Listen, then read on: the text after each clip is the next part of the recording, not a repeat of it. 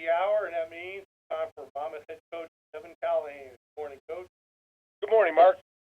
Hawks through the 4-2 with a nice victory at Howard, heading back into league play.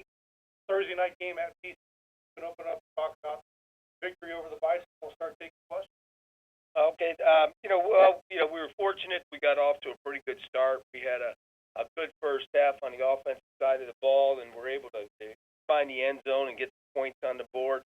And then came out in the second half and were able to, play some new guys, some other guys a little bit. I thought we had a pretty effective day, particularly on the offensive side. A number of different running backs had an opportunity to get carries and touch the ball, and they were fortunate enough to find the end zone. Cody Williams had a pretty good day. Probably his best from a passing percentage standpoint that he's ever had. So it was a good day overall, but it was short-lived. With a short week coming up here, and we had to get right to work on Presbyterian immediately after the Howard game. All right, Coach, we'll start taking questions for you. Press star 1 on your phone at any time, or click the Q&A link here at the top of the browser. Click raise again. While we wait for the questions to come in, Coach, talk about PC and what you've seen of the Pluto. Well, they're a team that always plays very good defense. They're very sound in their scheme.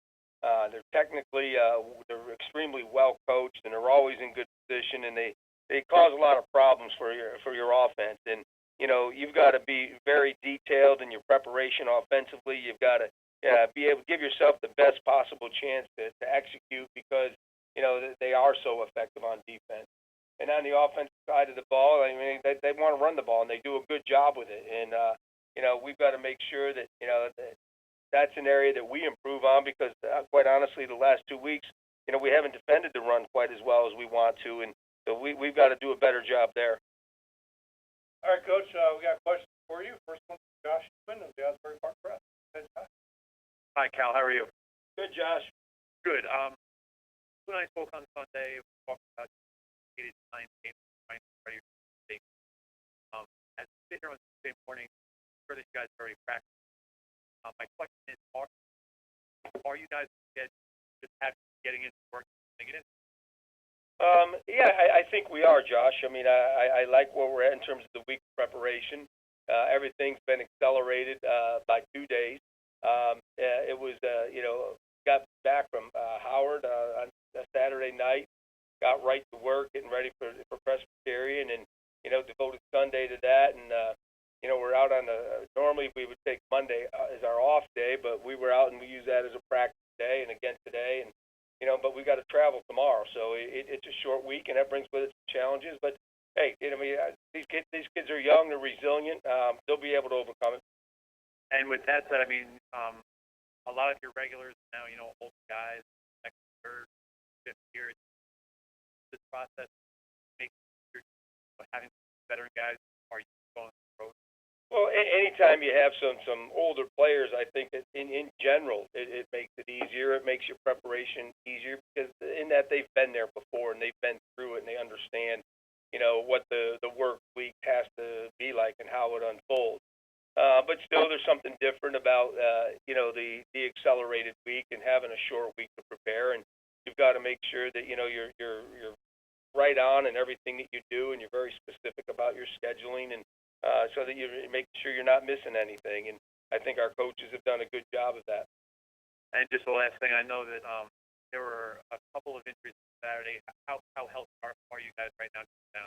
I think we're in pretty good shape. I don't see any areas where we'll have any major issues. I kind of like where we are. Our guys that got banged up a little bit, we're in getting treatments, and I think we'll be all ready to go.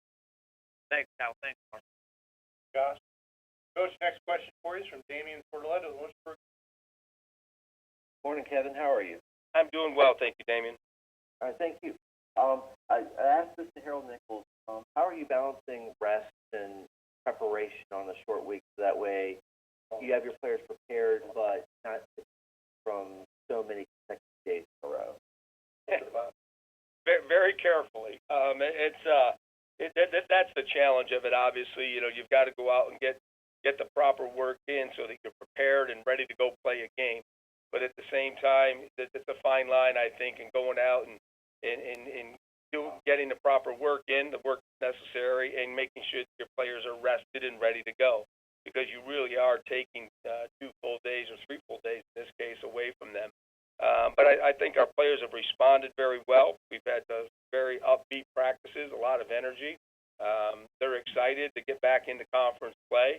As I said earlier, I think our coaches have done a very good job of mapping out the week and scheduling it exactly how we want to do it. This is something that obviously we knew we were going to have a Thursday night game back into the summer.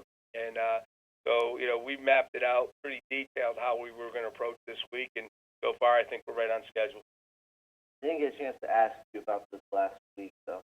How much momentum did this team get from that point conversion against the Red White junior in overtime to get back on the winning track, win a very, very good game with Fordham, and then get back on a roll so that way you pick up another win against Howard and get back to conference play with some momentum on your side?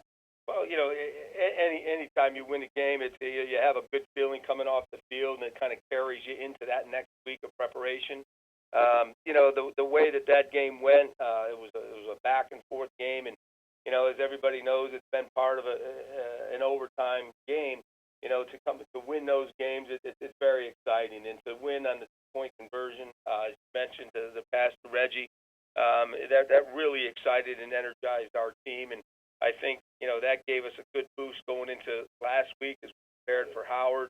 But those games are behind us now. I mean, we've got Presbyterian that we've got to go down and play, and they're going to present a number of challenges themselves. You spoke earlier in your opening statement about Cody Williams and his development, how he had probably one of the better games from a completion percentage standpoint against Howard. But the read that he had on that point conversion against Reggie White, realizing the corner blitz was coming and allowing the play to develop where he found the open receiver on the trip side, how much have you seen in his development where he can take that high, make such good reading, carry that over to Howard where he can build it on second in a row? Well, I think what we're seeing, Damien, is the process of an athlete, a player maturing.